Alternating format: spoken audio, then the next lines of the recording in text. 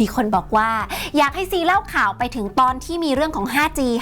ซีสนใจมากค่ะแน่นอนแต่ว่าไวกว่า 5G ก็ยังมีนะจ๊ะวันนี้ซีจะมาพูดถึง 6G ไปเลยค่ะไม่ได้พูดเล่นจะ 4G 5G หรือวันนี้จะพูดถึง 6G เป็นคลื่นแม่เหล็กไฟฟ้าที่มีความถี่ที่แตกต่างกันเนี่ยของรอบตัวเราแม้กระทั่งหลอดไฟที่อยู่ในบ้านคุณเนี่ยมันก็มีคลื่นความถี่ที่คุณมองไม่เห็นทั้งหมดไม่ได้แค่เอามาช่วยเราในการสื่อสารในการเล่นเน็ตอะไรอย่างเงี้ยนะยังไม่ทันจะ 5G ที่เปลี่ยนโลกได้ก็ข้ามขั้นกันไปพูดถึง 6G ให้คุณเข้าใจว่าในเทคโนโลยีที่ล้ำระดับการส่ง 6G คือ100กิกที่ความถี่300กิกะเฮิรตซ์เนี่ยพวกเครือข่ายมือถือปัจจุบันแค่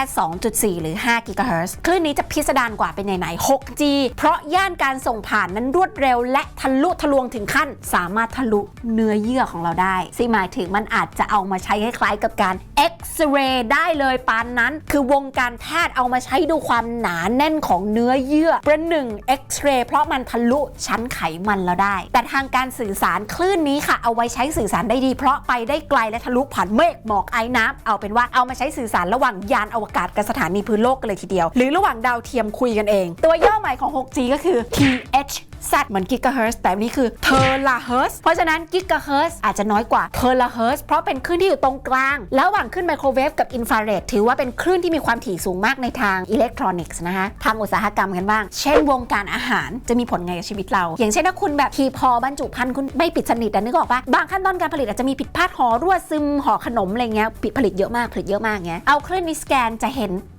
และเห็นไวมากว่าห่อนี้รั่วซึมอาจจะเกิดผลเสียต่อของที่อยู่ข้างในได้หรือเรื่องเดียวกันคือในการใช้คลื่น 6G กับพวกโบราณคดีก็ทำแบบนี้เหมือนกันเช่นสารเคลือบวัตถุโบราณพอรู้ว่าคืออะไรก็จะเอามาศึกษาวิเคราะห์ต่อได้เป็นต้นเราอาจจะเห็นการโฆษณาเพื่อใช้งานจริงของคลื่น 5G ในปี 2020 ซึ่งก็คือปีหน้าที่ทางค่ายเครือข่ายมือถือของประเทศไทยนะคะอย่าง AS d-Tag True หรือว่าแบรนด์มือถืออย่างหัวเว่ยจะเริ่มเอามาเทสให้เราได้เห็นโดยแววว่ากสทช.กำลังจะเอาคลื่น700ของทีวีดิจิทัลเดิมเนี่ยเอากลับมาให้มือถือเอามาใช้ทำพวก Internet of Things หรืออุปกรณ์สื่อสารเป็นคลื่นที่เอาไว้ให้เครื่องใช้ไฟฟ้าคุยกันนึกออกปะอันนี้สิว่าน่าจะใช้ได้ดีกว่าช่วงคลื่นอื่นเลยนะคะแค่ 5G เนี่ยมันก็พลิกวงการมือถือเป็นอีกเรื่องนึงละโดยเฉพาะแอปใหม่ด้วยความเร็วขนาด 5G เนี่ยจะสตรีมหนังระดับ 8K ได้สบายคือ Netflix นี่คุณไม่ต้องพูดถึงเลยคือจิ๊บ